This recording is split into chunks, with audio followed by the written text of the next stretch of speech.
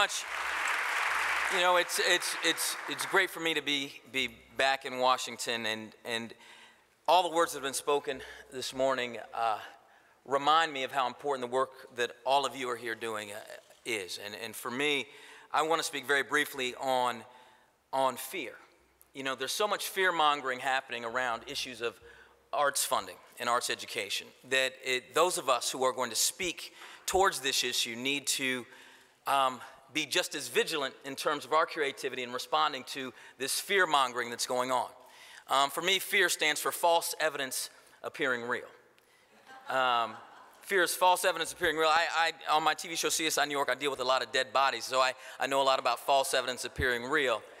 I work over, I'm doing a scene and I'm working over someone who appears to be dead, and I'm trying to figure out why they and how they died, and the director will yell cut, and that person will stand up, and I'll jump a little bit. I'll get a little scared because they really seem to be dead. But they're dead because of at least they seem to be dead because of the magical artistry of the makeup artist on our show, or the acting. And that's really what we're seeing right now when it comes to this issue of arts education and funding. We're seeing makeup or false evidence appearing real, people putting out misinformation, convincing individuals that there is no value in funding the NEA or funding arts and education. I personally am the product of the public education system, and public education is my mission.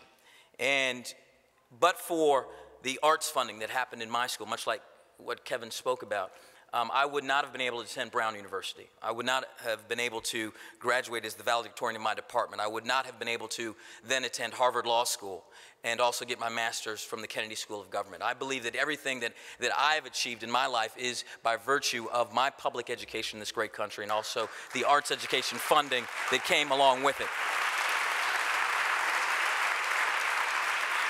So hearing someone like Congressman Lewis speak and remembering that when he went across the Edmund Pettus Bridge and faced dogs and bullets and beatings, the type of fear that he must have experienced was not false evidence appearing real, it was real.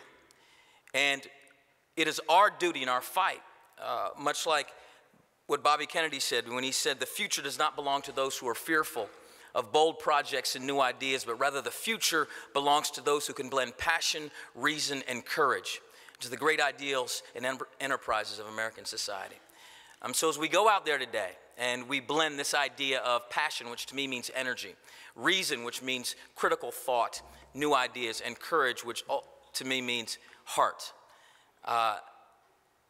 Use your heart, speak from your heart. And don't allow fearmongers to stop you spreading this message. And most importantly, let's continue to be creative in the way we articulate our message in terms of the importance of arts funding. Thank you, guys.